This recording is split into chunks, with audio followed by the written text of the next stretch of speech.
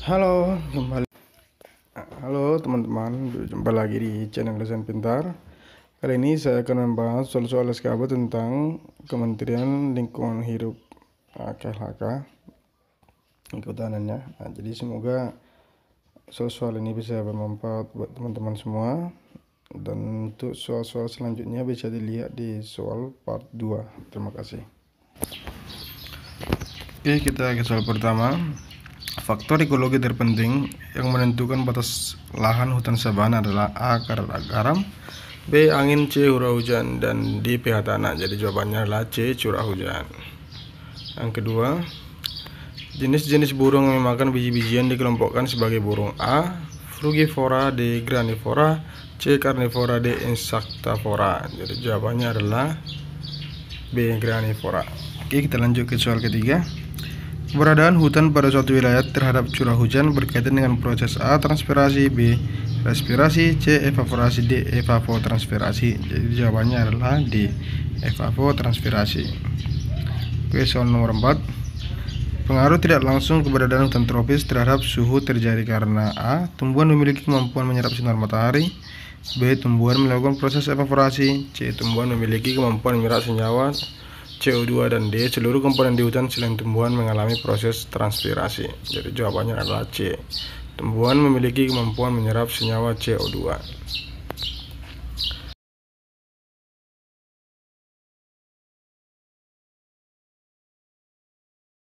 Oke, kita lanjut ke soal nomor 5.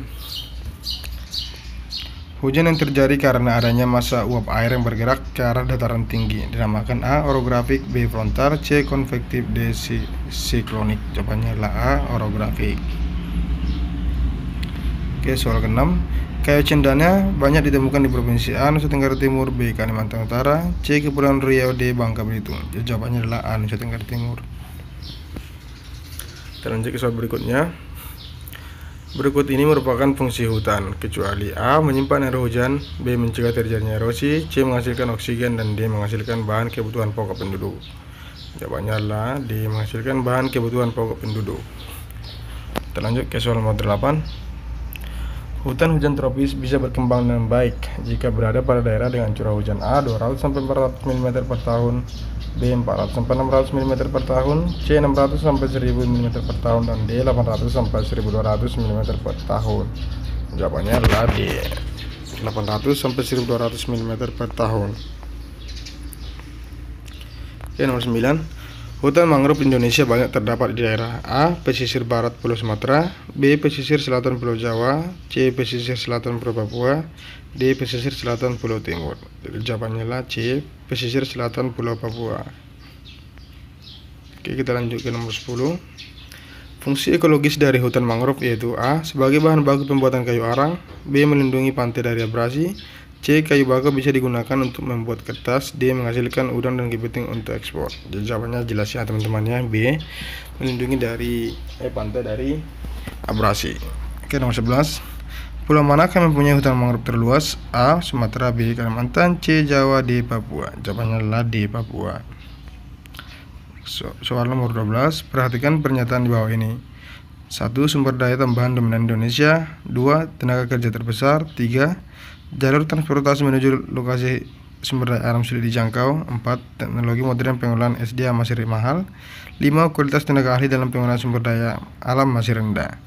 Dalam pemanfaatan sumber daya alam, faktor penghambat terlihat pada nomor A. 3, 4, dan 5, B. 1, 2, 3, C. 1, 3, 5, D. 1, 2, 4, dan E. 2, 4, 5. Jawabannya adalah A. 3, 4, 5. Itu jalur transportasi menuju SDA sulit dijangkau, teknologi modern pengolahan SDA masih mahal, dan kualitas tenaga ahli dalam pengolahan SDA masih rendah. Oke, soal nomor 13. Penurunan kualitas daerah aliran sungai dapat terlihat dengan kejadian banjir musim hujan dan kekeringan ketika musim kemarau. Upaya yang cukup efektif untuk mencegah penurunan kualitas daerah aliran sungai tersebut yaitu A. tumpang sari, B. terasering, C. alih fungsi lahan, D. penghijauan, E. penendam penanaman. Jawabannya adalah D. penghijauan. Oke, kita lanjut ke soal nomor 14. Pemerintah menciptakan gerakan One Man One Tree khususnya di daerah perkotaan. Tiap individu disarankan untuk bisa menanam pohon di lahan mereka agar tercipta lingkungan hijau. Lingkungan hijau di perkotaan berguna untuk A. Menyerap karbon dioksida hasil pembakaran bahan bakar fosil. B. Meredam polusi suara. C. Mengurangi radiasi sinar ultraviolet. D. Menyediakan fasilitas taman kota. Dan E. Mengurangi pencemaran air dari limbah industri kecil. Jadi jawabannya adalah A. Menyerap karbon dioksida hasil pembakaran bahan bakar fosil. Oke, soal nomor 15. Pemanfaatan lingkungan hidup yang berdasarkan pembangunan berkelanjutan, yaitu A. Mengelola sumber daya alam sesuai prinsip ekofisiensi. B. Menghentikan sementara pembangunan. C. Mencegah terjadinya pencemaran lingkungan hidup. D. Mengurangi anggaran untuk pembangunan fisik. Dan E. Memanfaatkan lingkungan hidup semaksimal mungkin. Jadi jawabannya adalah A. Mengelola sumber daya alam sesuai prinsip ekofisiensi. Oke, kita lanjut soal nomor 16. Banjir bandang tahun 2012 di Sumatera Barat mengakibatkan banyaknya korban dan kerusakan rumah penduduk. Banjir tersebut dikarenakan aktivitas penebangan liar khususnya di perbukitan sekitar.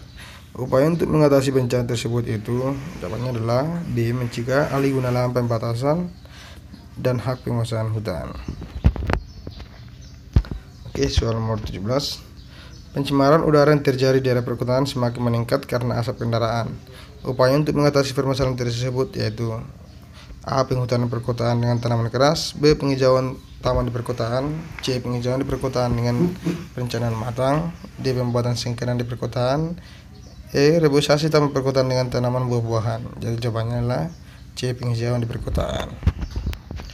Oke, soal nomor 18. Usaha yang bisa dilakukan untuk mencegah terjadinya bencana banjir dan melestarikan lingkungan hidup, yaitu A. Menyediakan pompa air dan alat indikator banjir. B. Membuat taman kota dan taman air mancur. C. Membuat penghijauan dan sumur resapan. D. Membangun permukiman dan taman di bantaran sungai. E. Membangun gedung dan kawasan terbuka hijau. Jawabannya adalah C. Membuat penghijauan dan sumur resapan. Oke, soal nomor 19. Penembangan pasir laut yang terjadi di wilayah pantai secara akan mengakibatkan kerusakan lingkungan, yaitu A. Pulau-pulau kecil dapat cepat tenggelam. B. Hutan mangrove rusak. C. Kualitas air laut menurun. D. Terumbu karang punah. E. Pemukiman nelayan rusak. Jadi jawabannya adalah D. Terumbu karang punah. Oke, soal nomor 20. Rusaknya daerah aliran sungai di bagian hulu bisa menyebabkan banjir. Usaha untuk mengatasi permasalahan tersebut yaitu A. Reklamasi. B. Terasering. C. Pembuatan tanggul. D. Penghijauan. Dan E. Pemupukan. Jadi untuk di daerah sungai bisa kita gunakan dengan cara penghijauan.